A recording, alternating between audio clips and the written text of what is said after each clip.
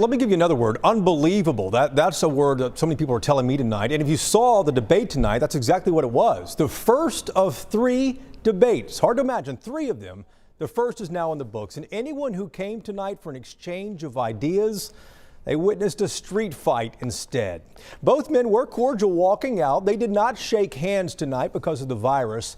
But this debate came off the rails within minutes. President Trump ran the debate. He asked more questions than the moderator, Chris Wallace. Wallace tried but could not control it, even having to raise his voice at times. We want to give you a taste of it here. Here's one moment when Joe Biden attacked Donald Trump for not having a plan to contain COVID.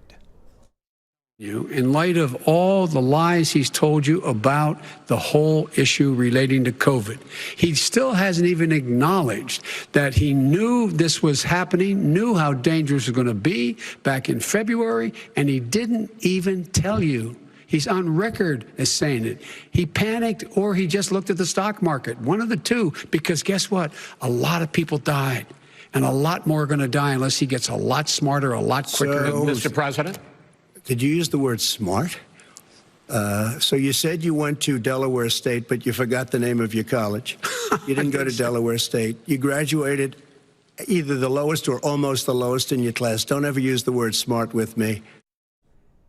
This debate touched on 6 topics tonight, not only COVID there, but the economy, how much President Trump paid in taxes, racial unrest, and the Supreme Court. Trump called out Biden for not publicly answering whether, if elected, whether Biden would expand the size of the Supreme Court to dilute the influence of conservative justices. Here's how this unfolded. You're in voting now. Vote and let your senators know how strongly you feel. Vote now. Are you going to pack the court? Make sure you, in fact, let people know you're a senator. I'm not going to answer the question. Why wouldn't you answer that because question? the question is, the question Supreme Court justice, radical left. Will you shut up, man? Listen, who is on your list, Joe? Who's on your list? Right, gentlemen, I think this is so unprecedented. He's going to pack the court. We have not going to give a list. We have ended this segment. We're going to move on to the second segment. This was a presidential debate unlike anything this country has seen in decades, if not generations, perhaps, in the history of the country. The question tonight, will it change anything? This hour, pollsters for both candidates are asking voters what they think, and we expect to see the results of those polls over the next 24 hours, whether either candidate gets a bump in the polling.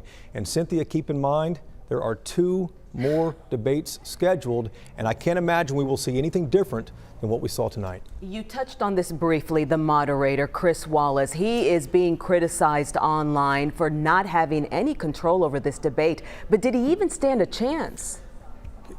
I'm a big fan of Chris Wallace. He's been around ABC, NBC for years. He's been doing this for a long time. But at the end of the day, when you are dealing with strong personalities like that, it is terribly challenging to try to get, to rein that in and get control of that. At the end of the day, it was clear to anyone who saw it, Wallace was not in charge of this debate tonight. In your opinion, did either of these 2 candidates look presidential in this debate tonight? You've watched a lot of debates in your career. Yeah, Cynthia, it depends on which side of the aisle you're on here. If you are traditionalist here, you would look at how Joe Biden reacted tonight and you would say, hey, he is what we've seen for years. If you were a Trump supporter, you're like, hey, we want to bust things up and break the norms, and Trump's the guy we want. So, President Trump was elected as president. He's the latest standard bearer, if you will, for this country. Don't go away yet. Let's get back to that poll. We asked, how do you feel about the future of America after tonight's debate? Optimistic, neutral, or pessimistic? And here's what you said. More than 4,000 of our viewers have voted tonight. 3% feel neutral, 17% optimistic, 78% pessimistic. If they saw the debate tonight, and clearly these people who are voting saw the debate tonight, that's not a surprise. A poll like that, if that were a wide cross-section sample of the American public or even the Texas public, that would spell a lot of trouble for President Trump. We'll see how round 2 goes. Thank you, Jason Whiteley, for being here tonight.